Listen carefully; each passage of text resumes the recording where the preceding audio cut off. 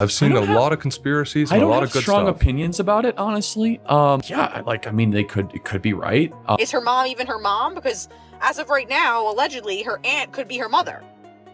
Colonel Otto Busher. Colonel Otto Busher was then accused of running a brothel with young children, taking them onto the military base for himself, his sexual needs. But here's what nobody is connecting. What if the story you were told about Erika Kirk was never actually real, not embellished, not misremembered, not a matter of conflicting timelines, but constructed? What if the woman standing next to one of the most influential conservative voices in America was never who she claimed to be, and the people closest to her made absolutely sure you'd never be able to prove it? That is the question Candace Owens has now ripped wide open. And what she's uncovering doesn't just raise eyebrows. It calls into question every single thing we think we know about how Charlie Kirk ended up where he did, and whether Charlie himself ever had any idea who he was really dealing with. Let's start at the beginning, because the very first crack in Erika's story isn't a conspiracy theory, it's a birthday. According to Lori France's divorce records, Erika's birthday is listed as November 22nd, but on Erika's Wikipedia page, the birthday is November 20th, 2 days. That seems minor until you realize this same discrepancy appears across multiple documents, and that Candace's researchers say Erika's mother got her own daughter's birthday wrong 4 times across 2 different documents. Aside from the fact that her mother got Erika's birthday wrong 4 times in 2 different documents, or did she get it wrong? What is this girl's actual birthday?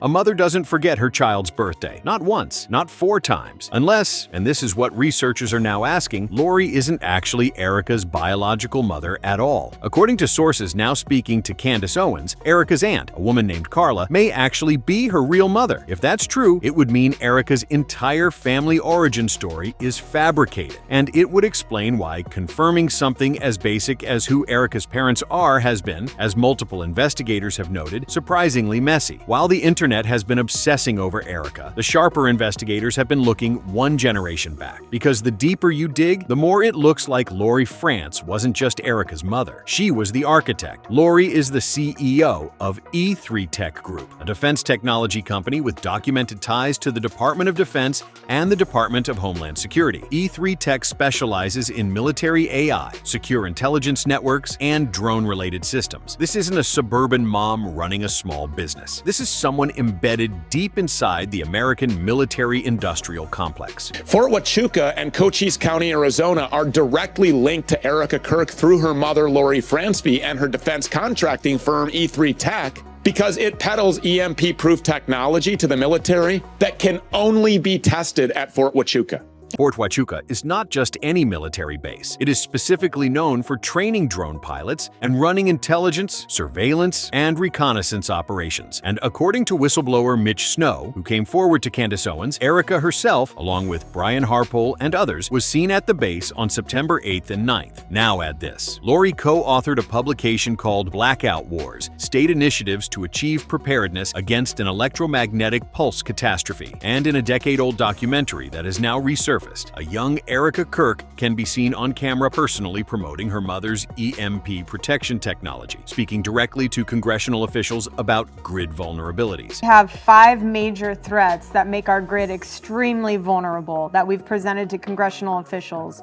1 being cyber, 2 being hackers, 3 being physical threats, 4th one is solar EMP, and This was not a coincidence appearance. This was a prepared, professional presentation from a woman who would later claim she had no political background and stumbled into the conservative spotlight organically. She was doing defense lobbying years before she ever met Charlie Kirk. E3 Tech Group was also reportedly awarded the Joint Service Achievement Medal for classified operations during Operation Enduring Freedom and Operation Iraqi Freedom, a medal for classified operations. This is Erika's mother. Every road in this story eventually leads to Romania, and that connection is perhaps the darkest one of all. Erika and her mother were deeply involved in an organization called Romanian Angels, a charity project that spun out of Lori's Everyday Heroes Foundation and was designed to help Romanian orphans. On its face, it sounds admirable, but then Candace Owens obtained documents and began connecting the names, and what emerged was disturbing. Worked with the military in Romania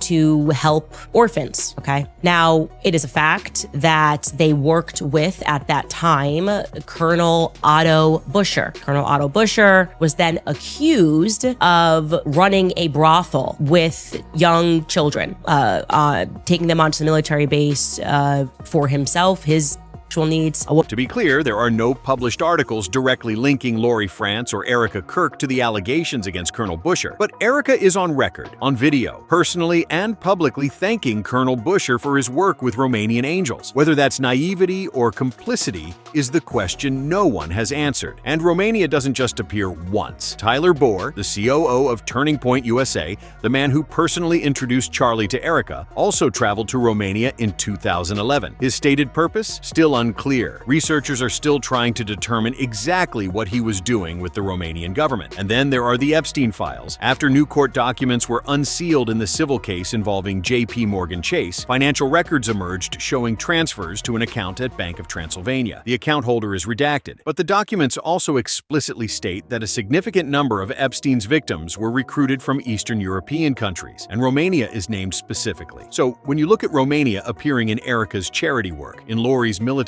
operations, in Tyler Bohr's travel history, and in Jeffrey Epstein's financial records, at what point does coincidence stop being a viable explanation? Now, let's talk about the layer of this story that sounds the wildest, and yet keeps producing receipts. Erika Kirk's grandfather, Carl Kenneth France, served as the Grand Chief of the Independent Order of the Vikings. He was knighted by King Carl Gustaf XVI, who happens to be the High Protector of the Swedish Order of Freemasons. Some researchers claim that position placed Erika's grandfather at the 33rd degree rank within that order. We have released over 33,000 Epstein documents to the Hill, and we'll continue to follow the law and to have maximum transparency. And it wasn't just Bondi. When Charlie Kirk's alleged shooter was apprehended, officials went out of their way to announce it happened in precisely 33 hours. In less than 36 hours, 33 to be precise, thanks to the full weight of the federal government and leading out with the partners here in the state of Utah and Governor Cox, the suspect was apprehended in historic time. Meanwhile, people online have been dissecting every photo of Erika, zooming in on her hands, her rings, the symbols visible in candid shots. Researchers point to what appears to be Saturn symbolism branded or tattooed on one hand, and what some are calling a Masonic G-ring on the other. Erika attended Regis University, a Jesuit institution whose logo contains the initials IHS, a symbol that mainstream sources tie to Christian tradition, but which conspiracy researchers connect to the Egyptian trinity of Isis, Horus, and Set, symbols deeply embedded in Freemasonic iconography. Seen a lot of conspiracies and a lot of good strong stuff. opinions about it, honestly. They could be right. I've known some people that have been Masons that have just been like regular, everyday people. But I'm open. Charlie Kirk had opinions on everything: border policy, election integrity, university culture, foreign policy. He was never short on strong takes. But ask him about Freemasons, and suddenly he's open-minded, vague, and visibly uncomfortable. The man who built his brand on certainty couldn't make eye contact when this subject came up. Here is the question at the center of all of this, and it may be the most important one. Was Charlie Kirk a willing participant, or was he a mark? Attended a place called Walnut Corner Children's Center in Cincinnati, Ohio, located inside of a massive corporate building.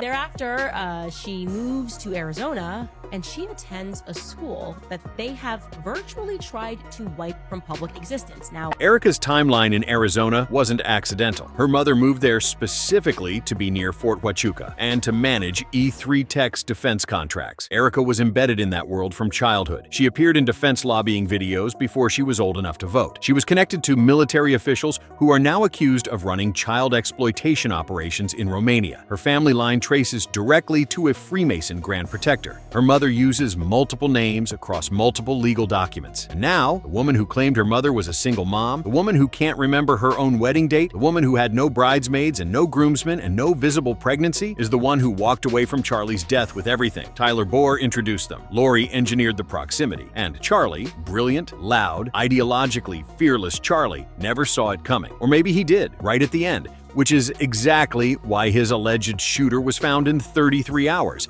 and why certain people needed that chapter to close quickly. Candace Owens is now speaking to Erika's exes. She is pulling on threads that go back decades, and every single one of those threads leads to the same place. A woman with no verifiable past, a mother with classified military connections, a charity tied to accused child traffickers, and a number, 33, that keeps appearing in places it has absolutely no business being. Yeah, shit's about to go down. Shit is going down. Because this story is not over. Candace said she has more. The exes are talking, the documents are still being unsealed, and the more they scrub, the more people dig. Stay locked in. This rabbit hole goes all the way down.